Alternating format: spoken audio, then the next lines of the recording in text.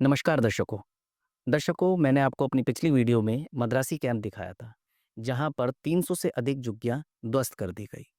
मैं वहीं पर थोड़ी दूर पर एक शांत जगह थी, वहीं से ये खबर आपको बता रहा हूँ या कहे सुना रहा हूँ। मैंने आपको दिखाया था कि कैसे एक बच्चे ने जहां उनको मकान अलॉट हुए हैं, यानी कि इन झुग्गियों के बदले सरकार ने जो उन्हें मकान दिए, वहाँ की सच्चाई बताई। उस बच्चे ने बताया कि कैसे वहाँ अपराध हो रहे हैं, कैसे वहाँ पीने का स्वच्छ पानी नहीं है, और इस प्रकार की खबरें आप देख भी रहे होंगे।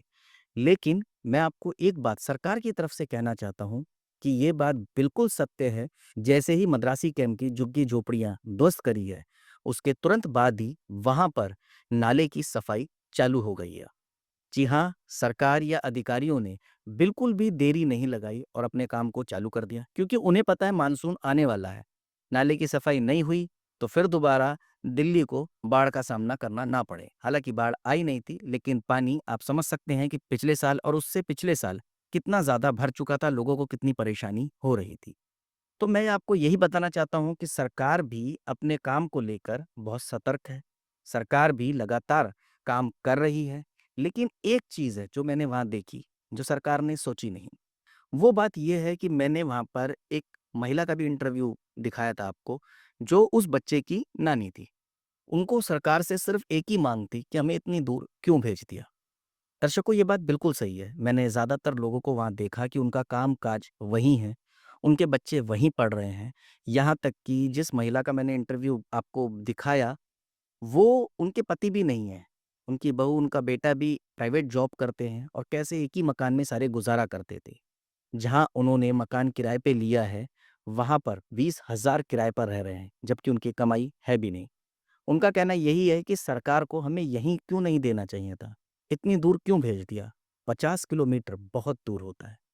जी हाँ, अगर वो यहाँ काम करने आते हैं तो लगभग मद्रासी कैंप से जहाँ उनको मकान अलॉट हुए हैं, नरेला जिसे कहते हैं, 50 किलोमीटर दूर है। अब आप सोचिए, अगर 2 व्यक्ति, अगर वो महिला है और उनका बेटा अगर यहाँ कमाने भी आते हैं, तो बस का ही किराया उन्हें कितना मर जाएगा। अगर वो बाइक पे आते हैं, तो पेट्रोल कितने का डलाएँगे?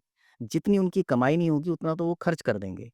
एक बात और मैं सरकार से भी कहना चाहता हूँ कि भले उन्होंने ये सब चीज़ें नहीं सोची, उन्हें मकान दे दिया, मकान देखने में बहुत आलीशान है, लेकिन वहाँ क्या समस्या है, सरकार ने अभी तक जानने की कोशिश भी नहीं करी। लेकिन दर्शकों, ये बात बिल्कुल सत्य है कि वहाँ कुछ लोगों ने बताया कि कुछ दिन पहले जब ये झुग्गियाँ नहीं टूटी थी, तो अधिकारी आए थे। उन्होंने ये कहा था कि हम कुछ आगे की झुग्गियाँ तोड़ेंगे ताकि बुलडोज़र आ और जा सके, अपना काम कर सके। लेकिन किस प्रकार से उन्होंने आगे की झुग्गियों के नाम पर पूरी ही झुग्गियों को ध्वस्त कर दिया। अब इसमें अधिकारियों की गलती है या सरकार की गलती है, ये हम नहीं कह सकते। पर झुग्गियाँ तो ध्वस्त हो चुकी है, उनको मकान मिल गए हैं। लेकिन कुछ लोग अभी भी वहाँ रहने को मजबूर हैं। वो कहते हैं, हम वहाँ जाकर करेंगे भी क्या?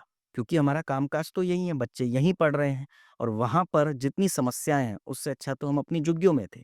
तो सरकार को थोड़ा-सा सोचना चाहिए, अगर सरकार और भी दिल्ली में झुग्गियाँ जो अवैध रूप से बनी हैं, उन्हें ध्वस्त करना चाहती है, तो कोशिश यही कीजिए कि उनको आस-पास कहीं जगह दी जाए, ताकि वो अपना गुज़र-बसर करें। लेकिन एक बात मैं और कह दूँ कि जो नाले के ऊपर या रेलवे की ज़मीन पर बनी है, उस पर सरकार ने जो कार्रवाई की, शायद वो ठीक है।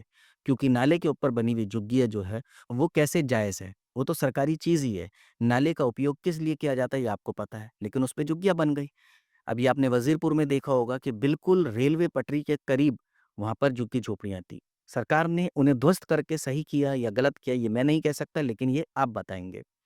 लेकिन ये बात सच है कि सरकार उनको मकान अलॉट कर रही है। जिनमें से अभी कुछ लोगों को अलॉट नहीं हुए हैं, सरकार को एक चीज़ और सोचनी चाहिए, जिनके भी नाम आ रहे हैं और जो भी अधिकारियों को ये कार्य दिया गया है, वो लोग थोड़ा बहुत घपला कर रहे हैं। क्योंकि किसी-किसी को 2-2 मकान मिल जा रहे हैं और किसी के पास अगर कोई डॉक्यूमेंट नहीं है, भले वो वहाँ का नागरिक है, लेकिन उनसे पैसों की डिमांड की जा रही है, काफ़ी चक्कर लगाने पड़ रहे हैं उनको। तो सरकार से विनती है, अधिकारियों से विनती है कि सरकार एक बार जाँच बैठाए, सही व्यक्तियों को ही मकान मिले, किसी गलत व्यक्ति के हाथ में मकान ना जाए और अधिकारी फिर से रिश्वत की डिमांड ना करें, जैसा कि हिंदुस्तान में कहीं होता आया है। मैं सरकार से यही कहना चाहता हूँ, इन झुग्गी-झोपड़ी वालों की भी परेशानियों को समझे और बाकी सभी को बताना चाहता हूँ कि सरकार अपने कार्य में सतर्क है और सरकार कोई भी ढील नहीं छोड़ रही, अपने कार्य को भी लगातार करती जा रही है। और मैं एक बात और बता दूँ कि पड़पड़गंज के एक विधायक हैं रवि नेगी जी। उन्होंने बाकायदा झुग्गी-झोपड़ी वालों को कुछ चीज़ें बताई है कि आपकी झुग्गी-झोपड़ी नहीं तोड़ी जाएगी। जैसा कि रेखा गुप्ता ने कहा था, आपकी झुग्गी-झोपड़ी नहीं तोड़ी जाएगी, ये बात बिल्कुल सच है। नेगी जी ने भी यही बात कही है, उन्होंने कहा कि नहीं, बस आपको थोड़ा पीछे किया जाएगा ताकि नाले की सफाई हो जाए।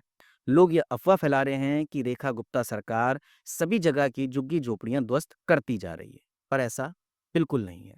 अब आप कमेंट के माध्यम से बता सकते हैं कि आपको मेरी ये खबर कैसी लगी। धन्यवाद।